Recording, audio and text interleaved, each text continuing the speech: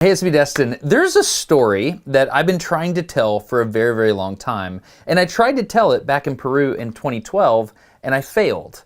Today, we're gonna tell that story, but we gotta go back to Peru first. Hey, it's me, Destin. Welcome back to Smarter Every Day. So stop and listen for a second. You hear that? If you live anywhere but Antarctica, you have those near you. They're called cicadas. And I happen to know an entomologist. His name is Phil Torres. We're here at Tamapata Research Center, and Phil is going to explain to us what exactly is causing that noise. So, there's a couple things going on here. There's one part that is called the timbal. So this is where, it's kind of like the top of a Snapple bottle. If you click it, a lot of times it's going to make a noise. However, what's really cool about these guys is this bottom part of its body is actually hollow, and that serves as a resonance chamber. So what we're going to try to get on the high speed is to see how fast it is that this is actually vibrating to make that noise. Sweet. So I've got the high speed set up at 3,000 frames per second, but I'm not good enough to focus on this, so that's what Jeff's doing. Jeff is the photo tour guide here at Rainforest Expeditions. We struggled to try to get the cicada in the right spot for a long time, and we never could quite get the shot. We couldn't tell if it was because of our frame rate or if we just didn't know where to look on the cicada. I think that thing's opening and shutting in less than a millisecond.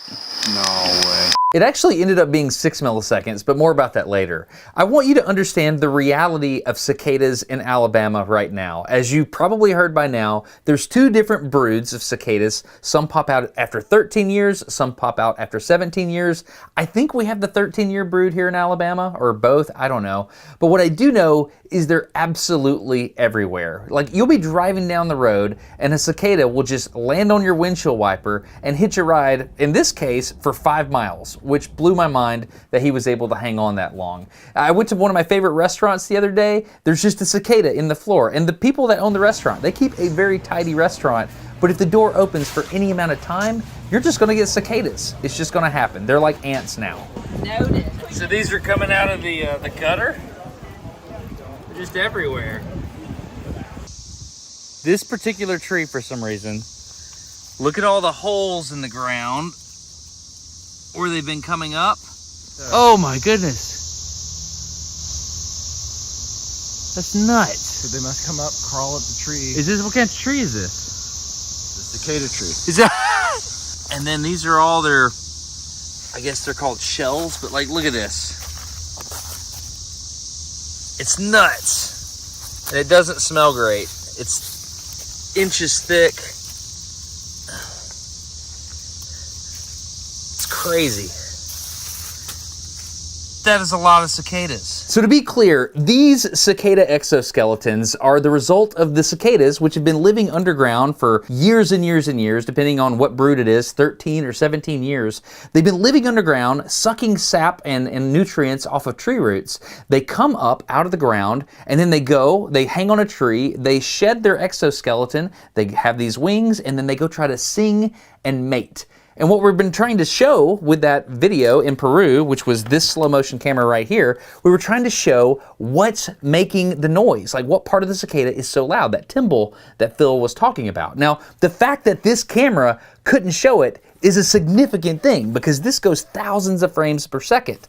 So today we're going to try to continue telling the story with this camera, which can go 100,000 frames per second. But the problem is we need a cicada. And I have misplaced the one I had here, so we have to go cicada hunting. This is George. Hello. It's time. It's overwhelmingly fun. We have to. We have to do it. Well, we have to try. So here's the deal. It's 2024. The cicadas are out in force. 2 broods are out. My understanding is only 1 brood is here in Alabama. I don't really know all that. It's a big brood, though. It's huge. I don't remember it being this loud. It's crazy. Like, we're gonna get out of the truck and just let you hear this. It's insane. We're on a wildlife refuge, which is why I can film and drive. So, how would you describe this? There's 2 sounds, right? Yeah, there's like a high pitch clicking, Yes. and then somehow underneath it there's this low thing that I describe as like when a subway train is pulling into a station, before it gets there, like when it's still like 100 yards down the tunnel and you can hear it coming. It's like the slipping of the metal wheels on the track. Yes, that's exactly what it is. Okay, Exactly. so I'm looking at this truck. I've been trying to think of what is that sound, and that's exactly it. You just connected it for me. I think this is this might be a wildlife refuge, guy. It is. That's U.S. government. How's it going? Are y'all wildlife refuge people? Yes, sir. Are you? I'm making a video. Is that okay? Yeah. I'm here making a video about cicadas. Oh, okay. I'm Destin. Okay. Hey, I'm Mackenzie. Nice to meet Mackenzie? Meet you, Tyler. Tyler? you. We're Pathways intern for the Fish and Wildlife Service. Fish and Wildlife Service. So you're interns? Yes, sir. What can you tell me about the cicadas? They're loud. Cicadas, they're loud and obnoxious. I know there's different types of groups of cicadas that are not hatching but coming up. Uh-huh. I don't know if this is the 13 or the 17-year cycle, but I think they're all coming up around the same area at the same exact time. Like, where are they the loudest? They'll be around the edges of the trees. That's what I think anyway. But Like, they're louder right here than if you go deep into the woods. deep into the woods, yes. Really? Like, we've noticed, like, on outside edges when you're, like, you would think if you go into them it'd get louder, but we've noticed that they're loud, like, on the outside. Can you write us a cicada permit so we can go cicada hunting or anything? I cannot. This is an app, and it like tells you the decibel level, and you can do all sorts of things. So it'll start doing data. So I think that top band, the high band, is the high pitch one. Then this very consistent one is the thing that The subway car the sound? subway car sound. And now our voices are getting mixed into this. If we let it rip for a second, what I want to know is like, what causes the top one? What causes the bottom one? Is there like two different animals doing like, is one male and one female? Like, is there a call and response, or is this like two different creatures? Is it one creature making the two different noises at once? So there's clearly two sounds going on here, and we got to figure out why. And one of the smartest people I know when it comes to sound is Gordon McGladdery. He makes all the slow motion sound and the music for Smarter Every Day.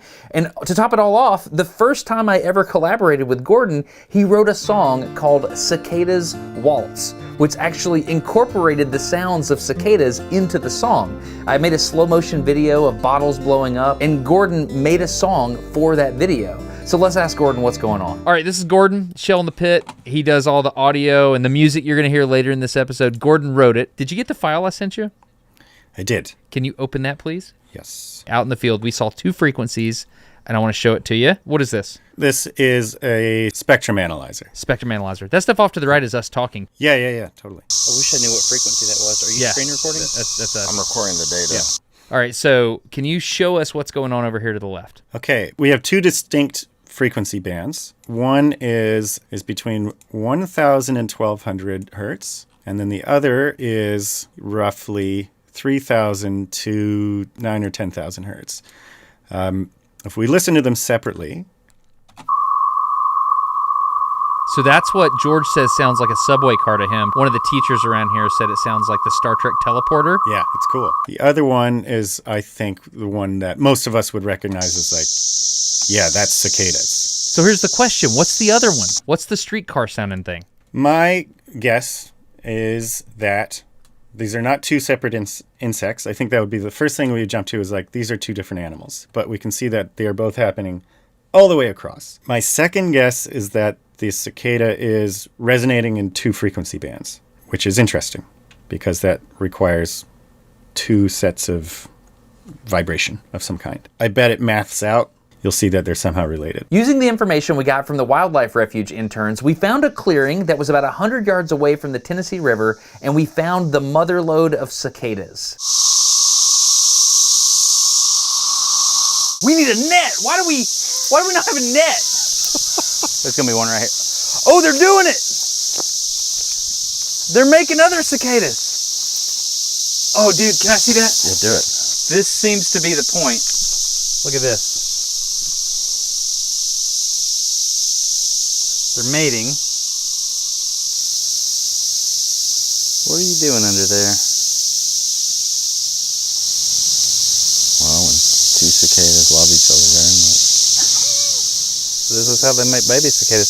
So here's a question I have. If these things come out every so many years, then what happens? Do they plant eggs? They're connected, dude. Yeah. Got one. There you go. Get in there. Do not eat it. 2. Don't eat that. We have 4. We've got 4 cicadas. Oh, they're loud. I think we ought to go do slow-mo before we lose sun. Yeah, let's go try slow-mo. Okay. The cicada hunting trip took longer than expected, so we rushed back to try to beat the sun in order to get at least one slow-mo shot before the end of the day. Hit it. All right, we're gonna see something. Yeah, because you can see it. I You can see see it moving, yeah. Oh, dude, we're gonna see it. Holy cow. We're totally gonna see it. So that's the Timble. This is 25,000 frames per second.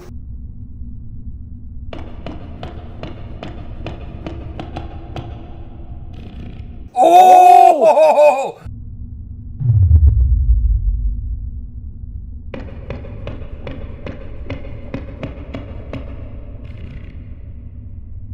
It's like a reed and this is like hollow. Yeah. Okay, the bad news is I found a 10-year-old jar of jelly in my fridge. The good news is it has the exact type of lid I need because it's the same type of lid that was on this jar of jalapenos. Okay, so look at this. When you click this thing like this,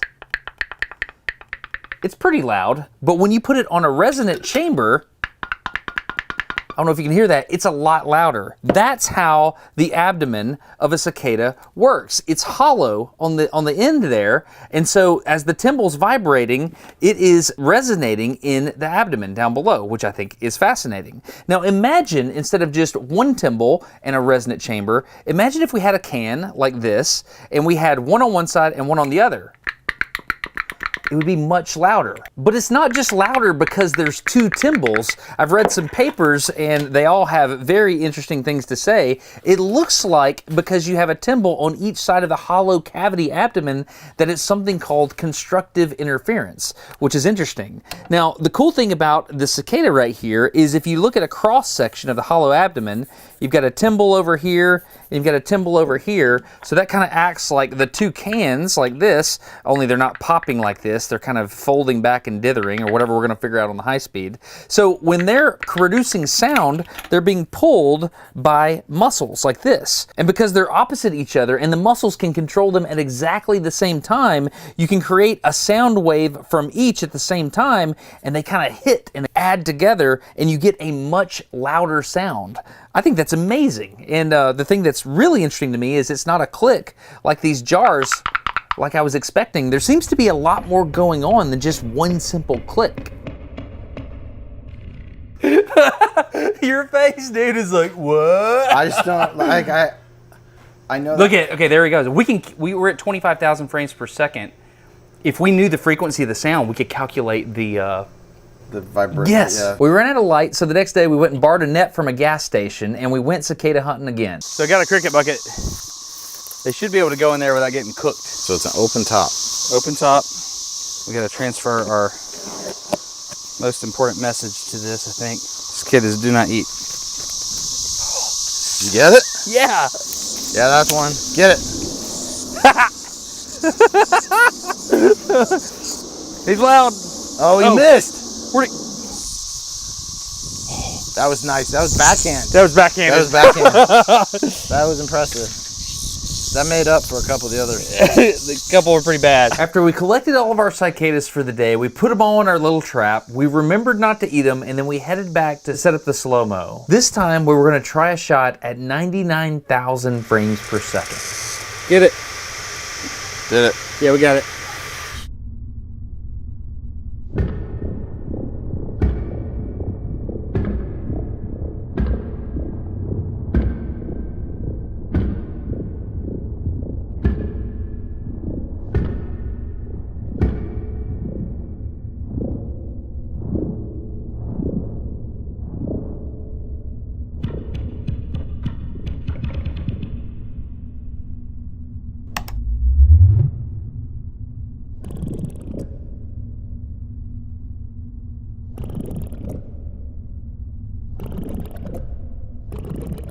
Then we ramped it up to 110,000 frames per second.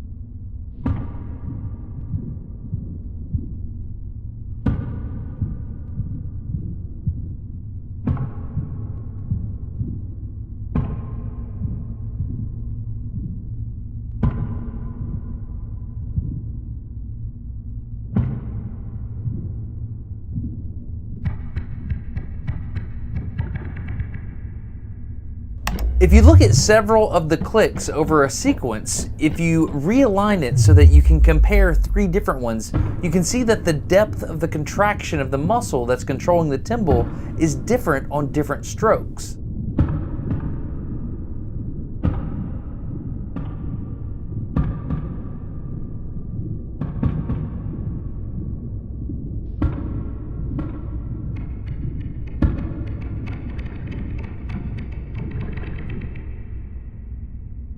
We wanted to see the timbal really close at really high speed, so we switched from the 100mm macro to a 65 MPE, which is basically a lens with a built-in macro extension tube.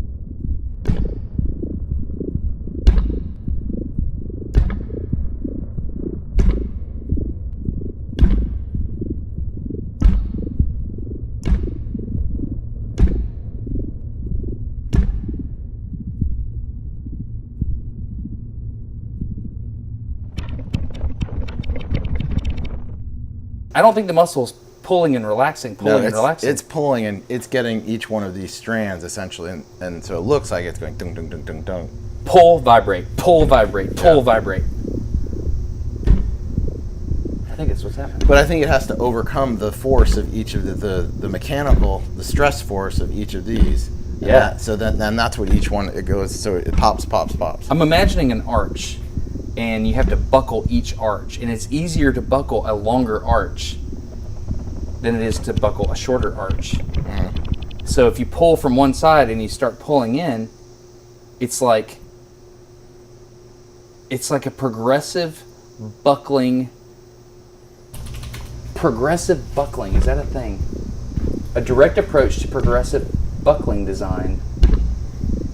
Science direct. In case buckling occurs due to progressively increased. It's intentional buckling. Progressive buckling. Progressive buckling. We're just making words up. We are, but somebody else has used them.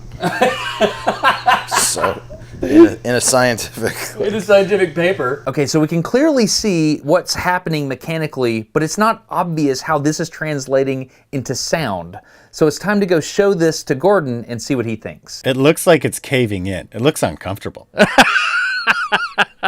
1, 2, 3. 1, 2, 3. 1, 2, 3. 1, 2, 3. 1, 2, 3. So it's like 3/4 time or triplets, however you want to math it out. So if you look at the timbal in slow-mo, we have 3 things happening. It's like you've got all these striations or these pleats, and they're buckling progressively as it goes up, right? But as they buckle, they each wobble. So it's like buckle, wobble, wobble, buckle, wobble, wobble, and that happens all the way up, and then whoomp, the whole thing resets. So now we can look at the spectrogram with a new understanding. We have this mechanical device that's doing multiple actions, and then we have this spectrogram that has multiple frequencies. My guess are that the wobbles correlate to the higher frequencies on the spectrogram, and the buckling, the progressive buckling, is the subway sound. But I don't really know, so I don't want to come down definitively until I've had time to do a detailed time analysis and measure the delay of each mechanical action. Furthermore, as millions of cicadas interact in and out of phase in a small area, who knows what that does acoustically? I think it's so cool that years ago, Gordon wrote a song called Cicadas Waltz without us realizing that the mechanical timbal of a cicada works on the same time beats as a waltz. I think that's awesome.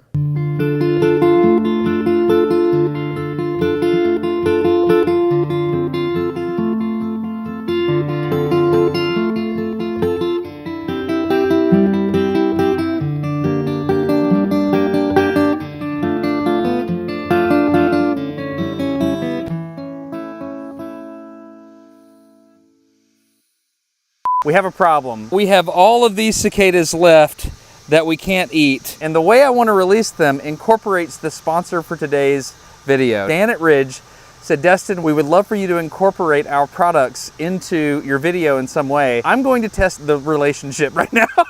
I don't think they were thinking beauty shots with cicadas. And I'll tell you about Ridge as these cicadas are flying away. I think that'll be fun. Oh, get it, trigger. I did it. All right, we're gonna see.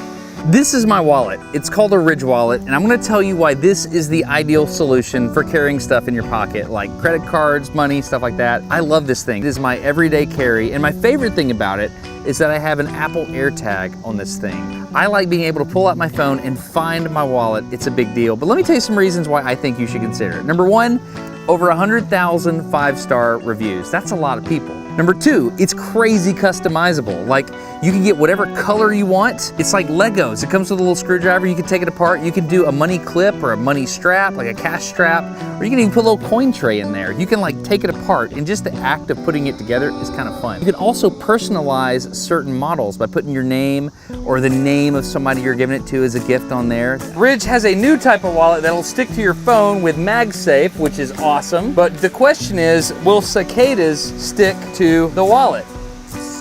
If you don't love it, after 99 days, you just give it back. They give you your money back. So it's like you either love it or you don't. And if you don't, you get your money back, so there's no risk.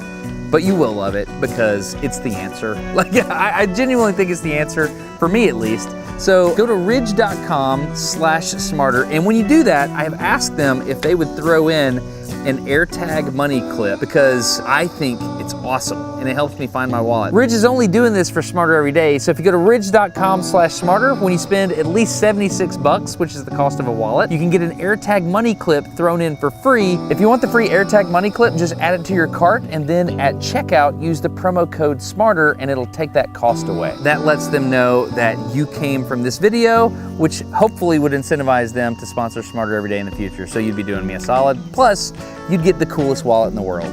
I genuinely believe that. So ridge.com/smarter, check it out. If you're an academic and you think this cicada Timble footage would be helpful for you, reach out. I would love to communicate about that and see if we can figure out some of the stuff that's going on here. The thing I haven't seen described in the literature so far is this wobbling that we're seeing here. So yeah, reach out. Let's write something up. Also, I just want to say I'm very happy to hear that people that are patrons of Smarter Every Day seem to be happy with the fact that they were able to download the high-res version of the 2024 eclipse photo. Thank you for supporting on Patreon. If you've ever considered doing that, it's a good time. You can download that really cool photo, and I'm grateful. Thank you for supporting Smarter Every Day at patreon.com/smartereveryday. Thank you very much. Feel free to subscribe or sign up for the email list if you're into that sort of thing. If not, no big deal. I'm Destin. You're getting smarter every day. Have a good one. Bye.